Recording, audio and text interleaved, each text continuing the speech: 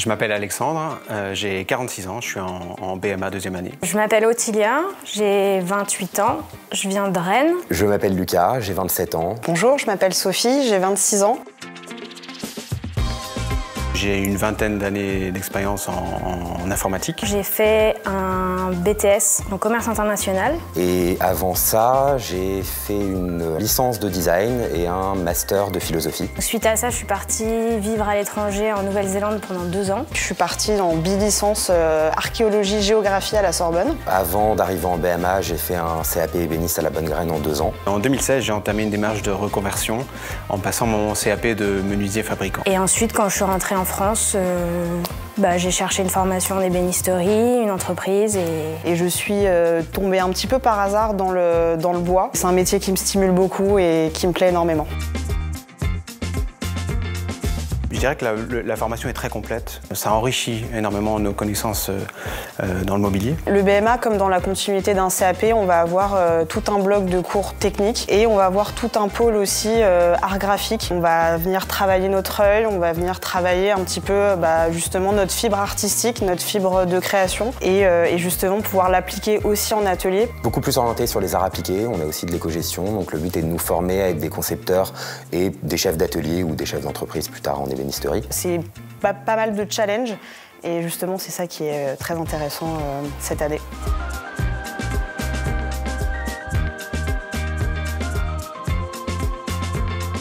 La charge de travail est assez importante. Il y a beaucoup de projets, beaucoup d'éléments à rendre. C'est pas mal de travail personnel, en art appliqué, en gestion, en techno, en plan. Faut abandonner un peu sa vie sociale, ce que j'ai pas fait puisque j'ai eu un enfant en BMA, donc voilà.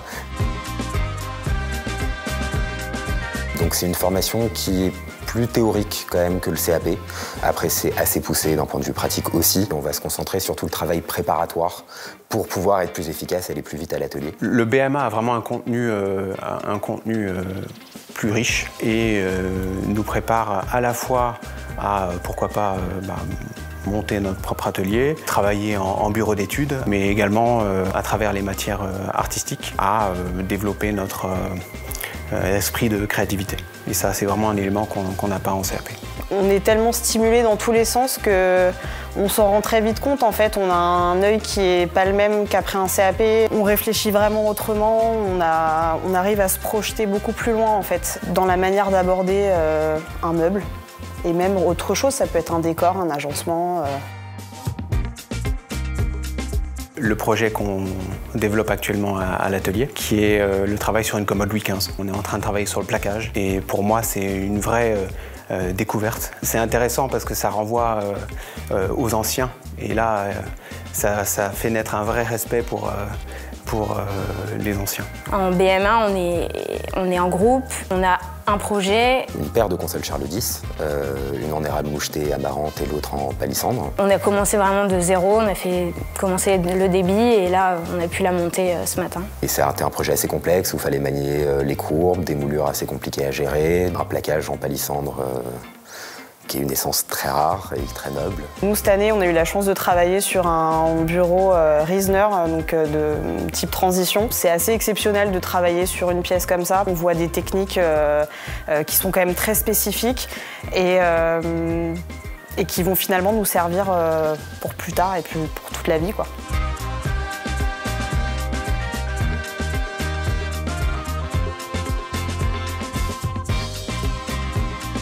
Je m'appelle Marie, je suis en 2e année du brevet des métiers d'art en ébénisterie à la Bonne Graine. Et je travaille sur un bureau de style transition avec mon collègue Oscar, qui est attribué à un ébéniste qui s'appelle Riesner, sur lequel on travaille depuis l'année dernière. Pour réaliser ce meuble-là, on est parti d'uniquement une photo, selon un seul angle de vue. On a dû déterminer tous les choix techniques et tous les choix esthétiques qu'on peut trouver sur ce genre de meuble, notamment ce tiroir en forme, ces pieds galbés, typique du style transition. Vraiment, ce qui était le plus compliqué pour le coup, c'était de trouver le galbe parfait pour le meuble. Donc nous sommes partis de gabarits, qu'on a travaillé à 4. On en a fait plusieurs pour en sélectionner un finalement. pour les copier sur les 4 pieds. L'autre particularité de ce meuble, c'est donc ce tiroir dont la façade et le corps du tiroir suivent l'arrondi de la silhouette, ce qui nous a obligés à faire tout un assemblage de traverses intérieures pour garantir une bonne structure du meuble et surtout pour garantir l'esthétique d'un côté de tiroir courbe. Déjà, il est fait en cotibé et en chêne. C'est vraiment le cotibé qui est qualitatif sur ce meuble-là. Du coup, le choix du cotibé, il est justifié par le fait que le modèle originel était en acajou, plus vraiment employé aujourd'hui pour pas mal de raisons, notamment parce que les essences d'époque sont interdites à la vente actuellement. Et donc, le cotibé s'est présenté comme un bois de substitution et qui avait des particularités assez intéressantes. C'est un bois qui est très gras et c'est ce qu'on a découvert. Ce qu'on a appris déjà, c'est qu'il faut être très organisé et très rigoureux. Personnellement, je me disais, bon bah ça va, ça, je sais le construire. Dans la théorie, ça marchait à peu près. Dans la pratique, il y avait énormément de petits détails, de petites choses qui vont pas. C'est beaucoup plus complexe que juste 4 traits sur un papier. C'est une opportunité qui est unique, je pense, dans une formation, parce que c'est pas du tout ce qu'on va pratiquer, nous, plus tard. C'est très rare d'avoir ce genre de commande de mobilier pour des clients particuliers. C'est quelque chose de plutôt inédit.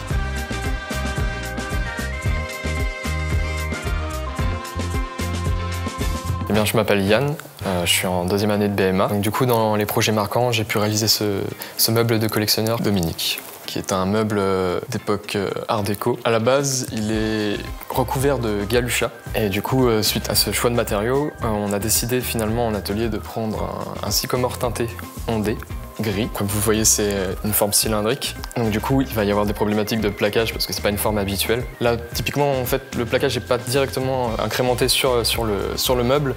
On a utilisé d'abord un CP d'aviation, donc qui est un CP très souple, sur lequel on a pu plaquer à plat dans un premier temps. Et ensuite, ce plaquage, on est venu justement le coller à la poche à vide, qui nous a permis de justement par décompression d'air de plaquer ces rectangles. Ça a été un peu fastidieux, mais une bonne expérience. À l'origine aussi, dans le meuble, au niveau de la niche, l'intérieur était doré, ainsi que le dessus. Donc du coup, en collaboration avec notre atelier de dorure, on a pu réaliser cette niche. Ce qui a pu me marquer le plus dans ce projet, typiquement, c'est justement cet ajout de filet qui n'est pas sur le meuble d'origine. C'était typiquement un choix pour contraster ces rectangles, un choix esthétique et aussi technique, puisqu'en fait ça nous a permis de pallier à certaines petites erreurs d'ajustement. Ici, on avait besoin de rectangles légèrement plus larges mais qui ne sont pas visibles à l'œil. Donc du coup, on a pu ensuite juste les redéfoncer avec un filet et justement revenir nettoyer. Donc à terme, en fait, ce genre d'occasion permet d'être beaucoup plus confiant dans le monde du travail. Non, je peux dire que je suis assez fier d'avoir pu aboutir à ce genre de réalisation que je pense ne pas pouvoir refaire d'ici là.